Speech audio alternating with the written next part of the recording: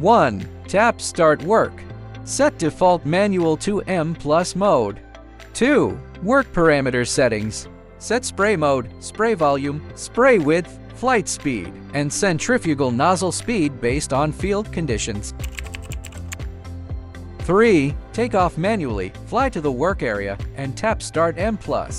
In operation, the remote controller only controls forward or backward and up or down movement. However, the flight speed will not exceed the preset maximum. After arriving at the next waypoint, when moving sideways, tap the APP or the mapped button on the remote controller. Tap left or right to strafe horizontally by set spacing. Press left or right for horizontal movement relative to the map direction, not relative to the aircraft heading. Switch to heading follow mode. During horizontal movement, the aircraft heading will always face forward while operating. Switch to heading lock mode. During horizontal movement, the aircraft maintains its original heading while translating sideways. 4. In any mode during hover, tap the up arrow to make the aircraft rotate 180 on the spot.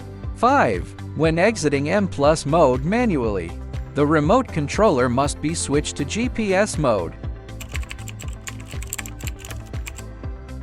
Thanks for watching.